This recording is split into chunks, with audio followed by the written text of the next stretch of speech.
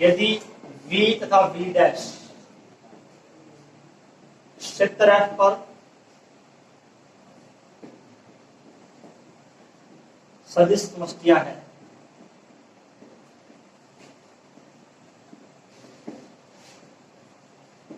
if v and v dash are two vector space on field F, तो homo v dash F पर सदिश समष्टि है। यह हमें प्रूव करना है। Then homo v dash is a vector space on field F। तो हमें सदिश समष्टि के सारे जो पार्ट है, सारी प्रॉपर्टी हमें इसके लिए प्रूव करनी है। इसका मीनिंग क्या है? T v to v dash is linear transformation. सदिश योग संख्या क्या है इसमें? Vector addition. T1 plus T2 alpha equal to T1 alpha T2 alpha for all alpha belongs to V। और अदिश गुणन संख्या क्या है? Scalar multiplication A T alpha A into T alpha for all A belongs to F alpha belongs to V। ये हमारे पास सदिश योग और अदिश गुणन संख्या है। तो ये हमारे पास समुच्चय है, ये दो इसमें संख्याएं हैं।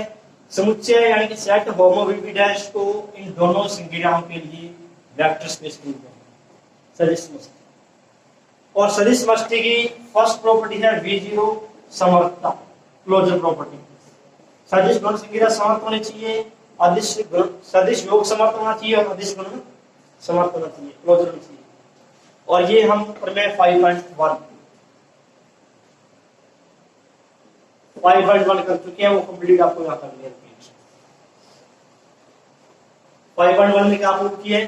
T1 T2 होमो v डैश में है, तो T1 प्लस T2 भी इसमें है, और second part A dot T इसमें एग्जिस्ट।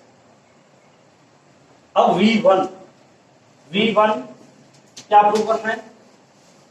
होमो v डैश प्लस के लिए कम्यूटेटिव ग्रुप है।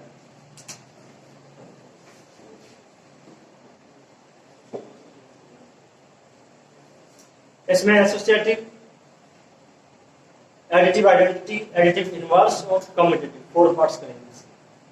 पहले आप एक बार तरह नोट कर लो इसको।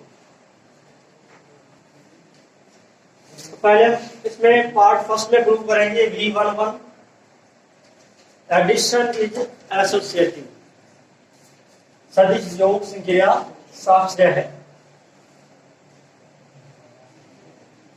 अब थोड़ा ध्यान से देखना है इसको। V11 एसोसिएटिव शास्त्रीय,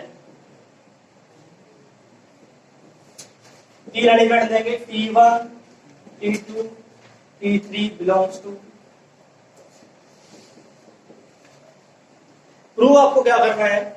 प्रूफ आपको करना है T1 plus T2 plus T3 equal to T1 plus T2 plus T3।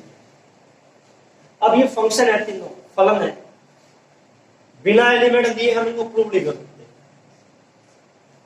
आपको याद होगा कि अगर दो फलन f और g बराबर हैं, इसका मतलब क्या है? fx और gx बराबर है।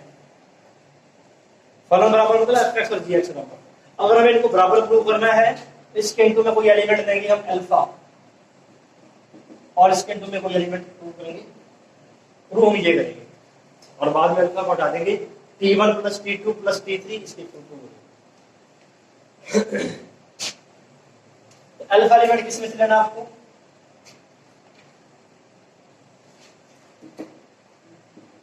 Belongs to T1 plus T2 plus T3 योग संख्या से, सदिश योग संख्या से।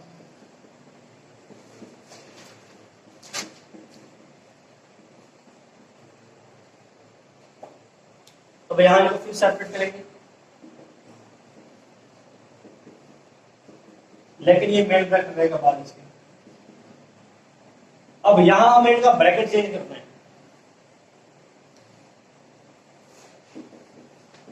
T1 alpha plus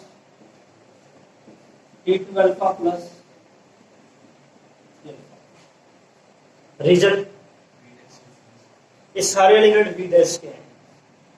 we dash सदिश समझती है, वी डैश में सदिश योग सार्थकता से, ठीक है। वी डैश में सदिश योग सार्थकता से। अब वापस हम यहां से अल्फा कॉमन लेंगे और पूरे में से अल्फा कॉमन लेंगे। अल्फा कॉमन, अब पूरे में से अल्फा कॉमन,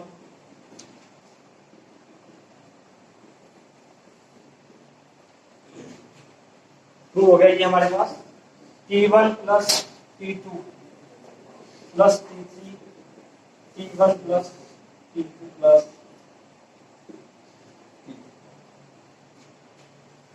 सदिश योग संख्या शास्त्र है।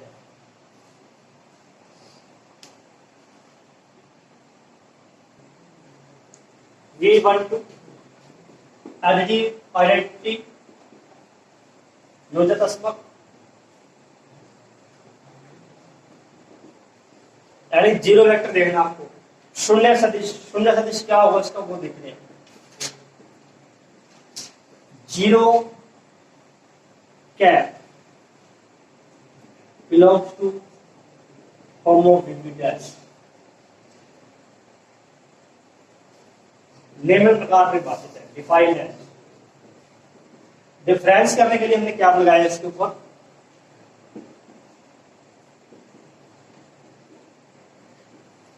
इस प्रकार होगा zero cap equal to zero dash. अब इक्वल टू में जीरो डैश, ये एलिमेंट किसका है, वी डैश का शून्य है, क्योंकि एलिमेंट को हम अल्फा रखेंगे वी से और आंसर किसमें आएगा, वी डैश में। एलिमेंट तो जीरो डैश है, जहां जीरो डैश वी डैश का शून्य सदिश for all alpha belongs to, यानी कि हमने एक नया रेखिक रूपांतरण माना है जीरो डैश, जीरो कैप, ये रेखिक रूपांतरण है। इस प्रकार परिभाषित है कि प्रत्येक एलिमेंट की इमेज क्या है, जीरो डैश। ये यहां पर क्या हो गया, योजनात्मक। अब प्रूव करेंगे योजनात्मक है for all T belongs to होमोफिलिटी dash T plus zero cap alpha, क्या है ये T alpha plus zero cap alpha, यह आएगा T alpha plus zero dash. दोनों एलिमेंट किसके हैं, वी डैश के। T alpha plus zero dash क्या आएगा, टी अल्फा, इसको हम लिख सकते हैं T plus zero cap equal to T. और आगे देखें इसी प्रकार similarly zero cap plus T बराबर। एक बार इसका और देख लो, फिर एक साथ नोट कर लेना। V13 ध्वजा प्रतिलोम additive inverse for all P belongs to homo VV dash का योज्य प्रतिलोम क्या होना चाहिए, माइनस टी। एग्जिस्ट है, विद्यमान है, किस प्रकार परिभाषित होगा ये माइनस टी,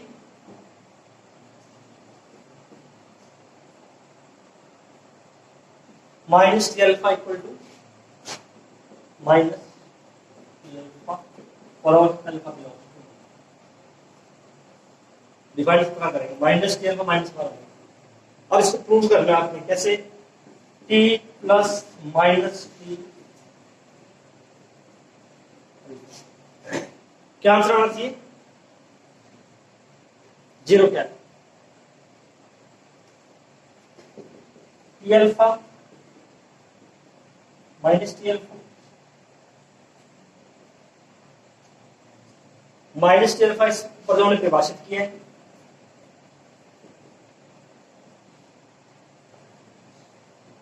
और ये क्या है, T alpha minus T alpha zero dash और 0 डैश किसके बराबर है?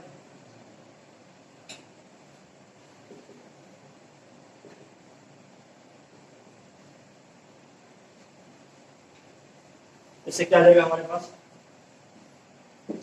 इसके बाद ये स्टेप यहाँ जा रहे टी प्लस माइनस टी 0, और इसी प्रकार लिख देंगे हम। इसी प्रकार आपके पास आ जाएगा minus T plus T 0।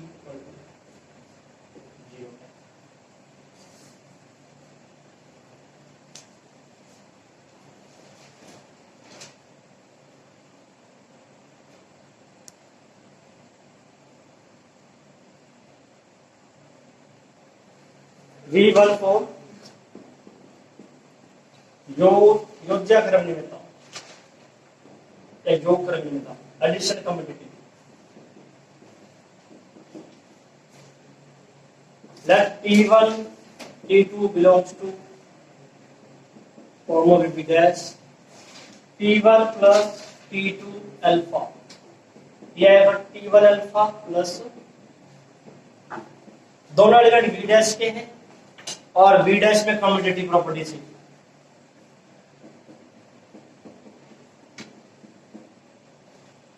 V dash में कम्यूटेटिव ऑर्डर दे कर दिया इनका। अब अल्फा कॉमन ले लेंगे वापस। ये प्रूफ हो गया। T1 plus T2 T2 plus T1 यानी कि योग संक्रिया क्रम में है। और लास्ट में आप लिख दोगे होमोबी डैश सदिश योग के लिए क्रम में योग है। ठीक है, तो V1 पार्ट कंप्लीट हो गया। V2 V3 V4 और V5 4 पार्ट्स लगे इसके। V2 प्रक्रिया 5.2 चल रही है। V2 सदिश योग पर अदिश गुणन की बंटन।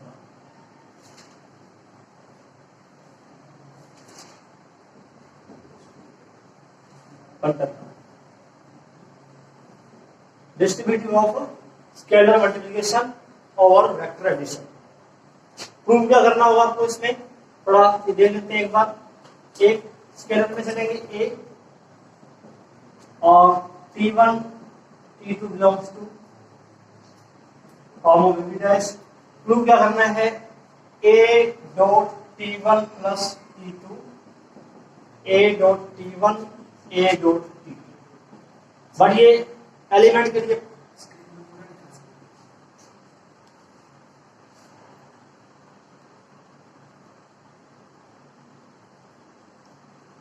ये हमें एलिमेंट के लिए प्रूव करना होगा। मतलब हम स्टार्ट करेंगे A dot T1 plus T2 alpha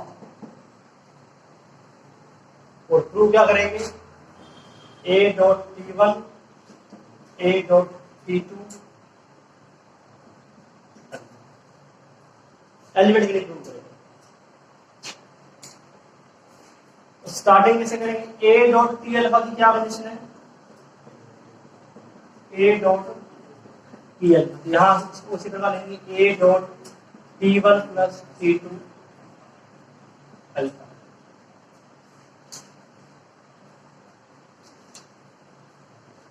अब T1 plus T2 alpha T1 alpha plus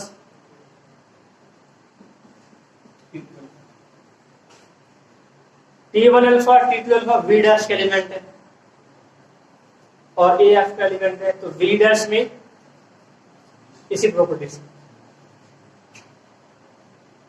ये V डैश का एलिमेंट है, तो V डैश की प्रॉपर्टी निकल है A dot T1 alpha A dot T2 alpha. अब इससे वापस A dot T alpha alpha को बाहर लिख सकते हैं। इसमें हम वापस अल्फा को बाहर लिख देंगे।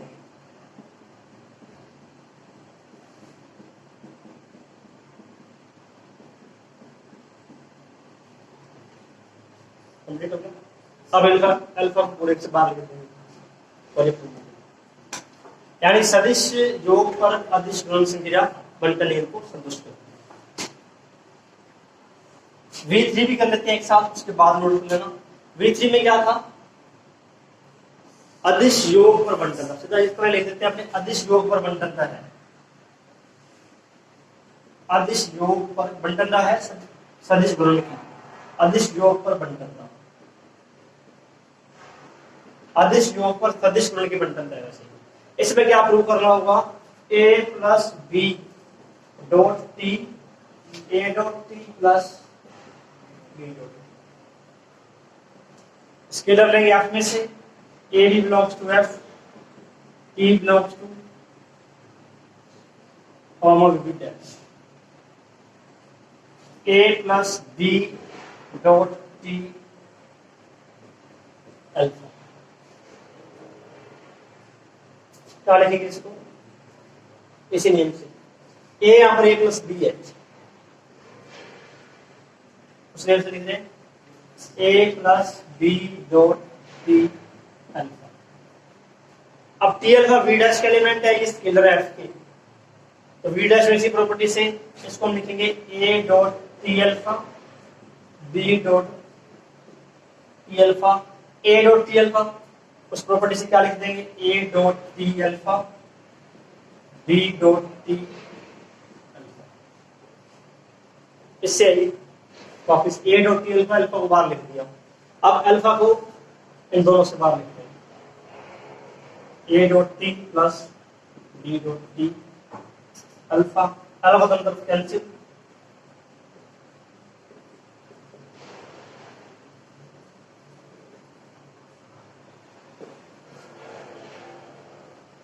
ठीक है। तो अदिश योग पर सदिश गुणन बंटन नियम को संतुष्ट करता है। ये हमारा V2 और V3 के पार्ट कंप्लीट हो गए, V4 और V5 दो पार्ट हो गए।